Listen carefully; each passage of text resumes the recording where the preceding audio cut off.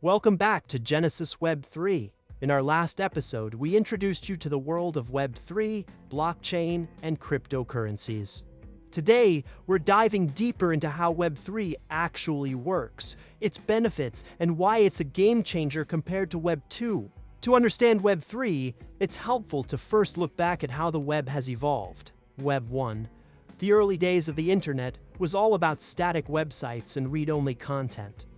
Then came Web 2, which brought us interactivity, social media, and user-generated content.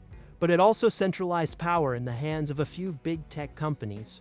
Web 3 is the next evolution, aiming to decentralize the web and give control back to the users. So, how does Web 3 work? At its core, Web 3 is built on blockchain technology.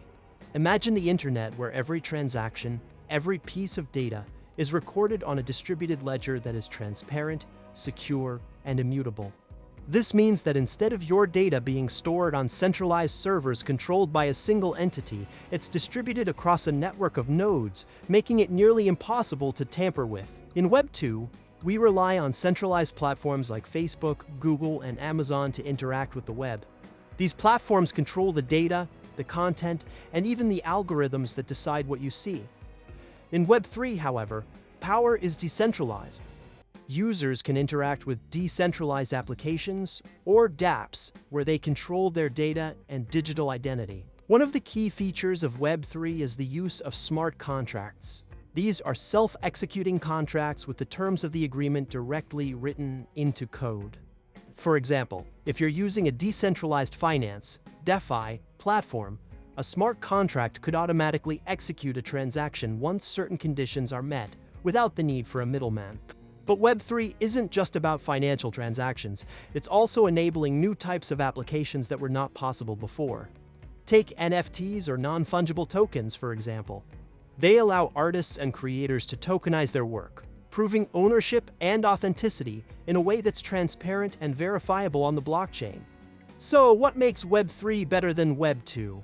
First, there's the issue of data ownership. In Web 2, your data is often owned and monetized by the platforms you use. In Web 3, you own your data and can decide how it's used. Second, Web 3 is censorship resistant. Because it's decentralized, no single entity has the power to control or censor content. Lastly, Web 3 promotes transparency and trust. Transactions and interactions are recorded on the blockchain, making them visible and verifiable by anyone. Imagine a world where you don't need to trust a corporation with your personal information, where you can interact with the web directly and securely, and where your contributions are rewarded fairly. That's the promise of Web 3.